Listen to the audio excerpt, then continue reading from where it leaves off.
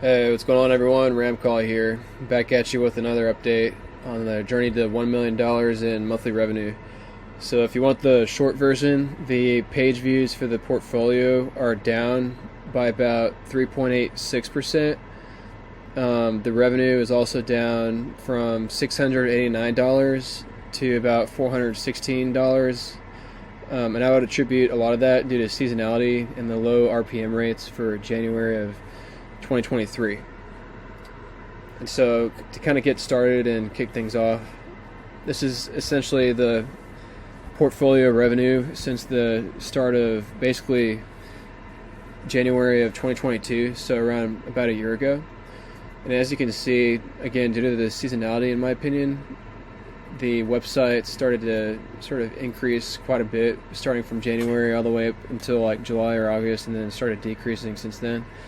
That accounts for website 1. Website 2 isn't really that seasonal, but it got hit pretty hard by an update, and I'll get into that in just one moment. But then as I started to sort of add more websites to the mix, so if you look at like website 3, 4, 5, and 6, that has slowly been starting to grow, particularly website 3. It's sitting at about like 150 page views or whatever, and it's already bringing in 150 published posts, and it's already bringing in about like $80, $90 a month, and I would anticipate that growing over the course of this next year.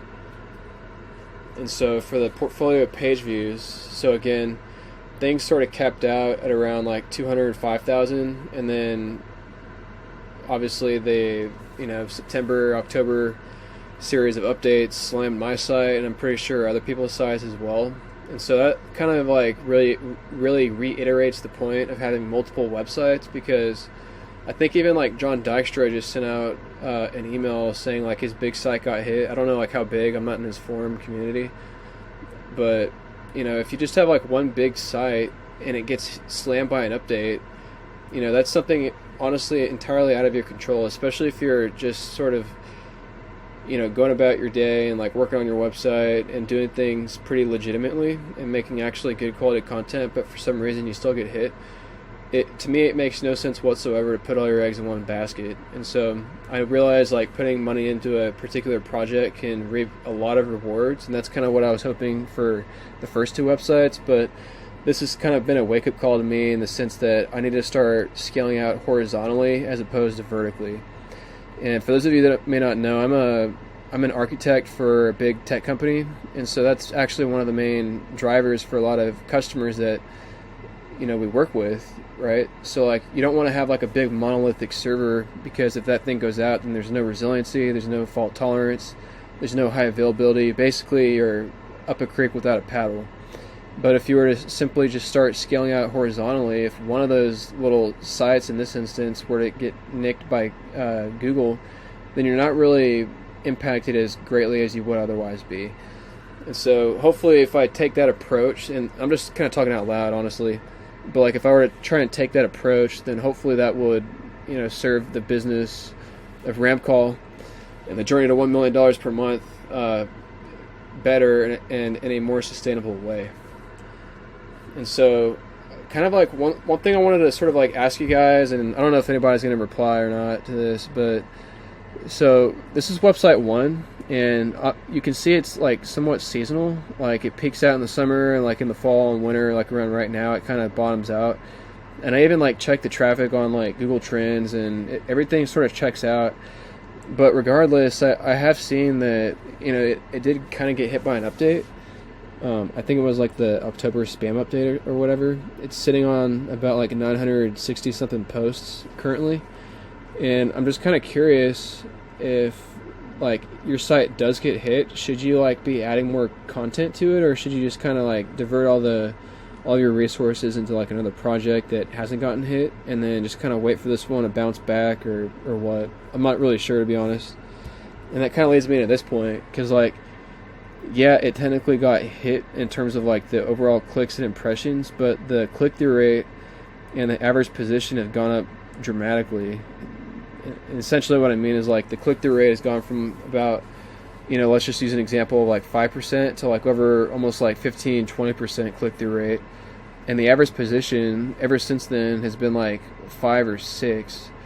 And so that kind of begs the question on whether or not these updates are considered negative from a user reader point of view, in the sense that maybe I've been ranking for a lot of terms that I really haven't been, or that I really shouldn't have been ranking for anyways. And so essentially what I'm getting at is I think Google may be getting better and better of understanding what your articles are about, and by default essentially ranking you for less terms. But like if you're more accurate terms, like if you're ranking for more terms like that are more on par for what your article is about, rather than just like a bunch of random terms that you aren't really covering or like that are topically relevant, is that still considered like a negative like impact from an algorithm? And so again, like that kind of begs the question, like, should I continue adding content to this site, or just wait until another update comes along and like this thing just improves and then start adding it onto it? I'm not really sure. And then likewise for website 2, it was almost at about like 5,000-6,000 page views a day, and then it got slammed pretty hard and has essentially been on a flat line since then. But I don't know if you guys can see my mouse, but like right around January, so like 2 weeks ago, like mid-January of 2023, I noticed an uptick on impressions and page views. And so again, I'm not sure if this is the start of a recovery, but it's something I noticed.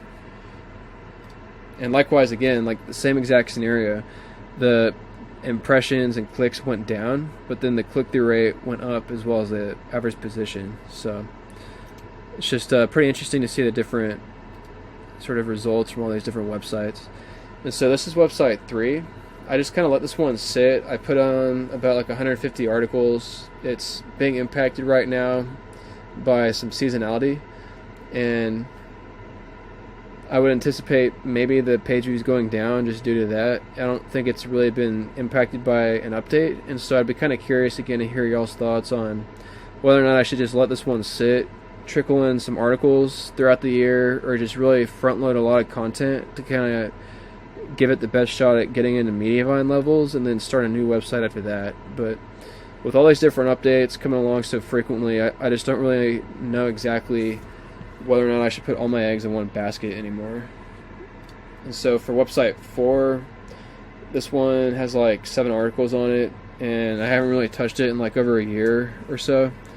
And again, going back to the whole like horizontally scaling like websites as opposed to vertically scaling like one monster website, I think going forward, this is just kind of what I've been thinking. Going forward, I'm going to be adding quite a lot of content on the website 4, 5, and 6.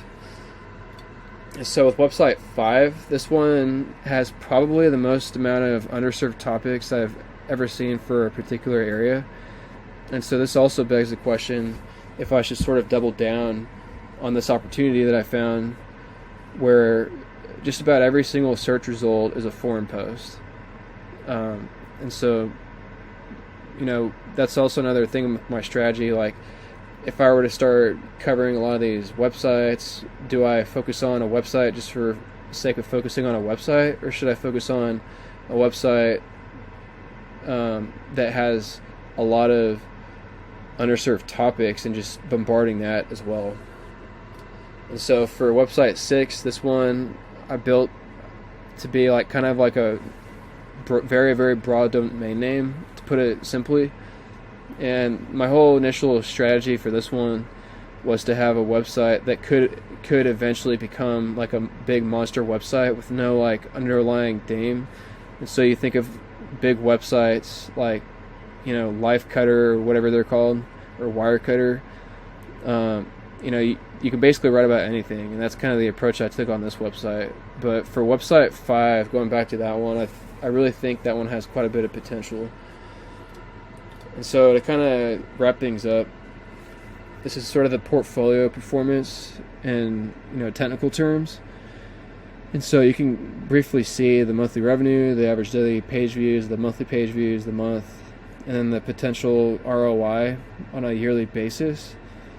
And this is purely estimations, but I would say for the majority of these articles, I spent probably less than $25, $27 But ever since these updates had happened and everything going forward, I'm going to make it a point to go through a different writing agency, and so it's going to be costing about $31 per post. But I think that is a worthwhile trade-off in terms of the quality or potential improvement in quality, for like a slight $5-6 more cost per article.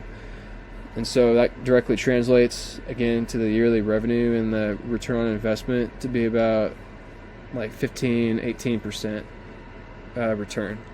So anyways, guys, that's about it. It was kind of a lot of information, but really appreciate y'all watching, and I'll catch y'all on the next one. See ya.